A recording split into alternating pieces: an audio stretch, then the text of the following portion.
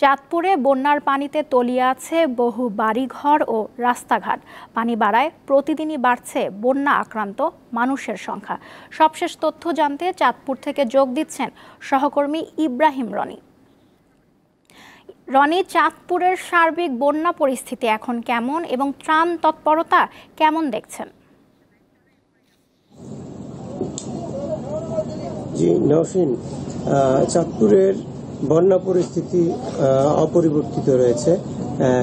চাঁদপুরের 5টি উপজেলা এ পর্যন্ত বন্যায় আক্রান্ত হয়েছে। এর মধ্যে শাহরাস্তি উপজেলা বন্যা পরিস্থিতি অবনতি হচ্ছে, কারণ ওই উপজেলাটি আসলে কুমিল্লা সীমান্তবর্তী এলাকার। কুমিল্লার পানি এই শাহরাস্তি হয়ে নামছে, যে কারণে ওখানে পানির চাপ বেশি।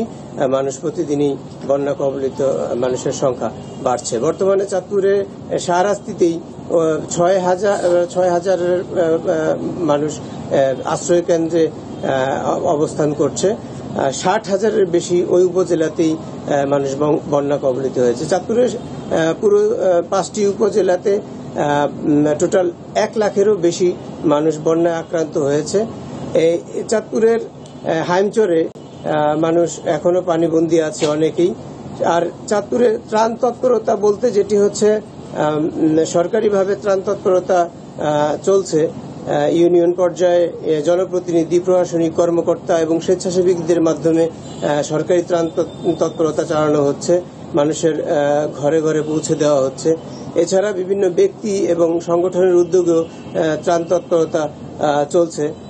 তবে মানুষ আসলে এখনো পর্যাপ্ত ত্রাণ পাচ্ছে বলে তারা বলছে না। অনেকেই, বিশেষ করে যারা রাস্তার থেকে একটু দূরে রিমোট এরিয়াতে আছেন, ওনাদের কাছে আসলে ত্রাণটা ঠিকমতো পৌঁছাচ্ছে না।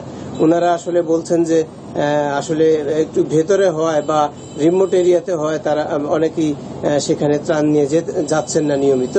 তো এই আসলে বন্যা পরিস্থিতি। আর আরেকটা বিষয় হচ্ছে, চাঁদপুরের যেই মেঘনা নদী, পানি উন্নয়ন বোর্ড যেটা জানিয়েছে, আসলে এখনো ওখানে ডেঞ্জার লেভেলের নিচেই রয়েছে। তো এই সার্বিক পরিস্থিতি আসলে অপরিবর্তিত রয়েছে চাঁদপুরে, যেহেতু এখানে নদী কেন্দ্রিক এলাকা।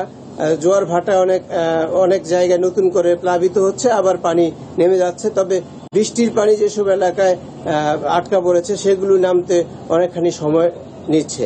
এই ছিল আমার কাছে চাঁদপুর থেকে সর্বশেষ।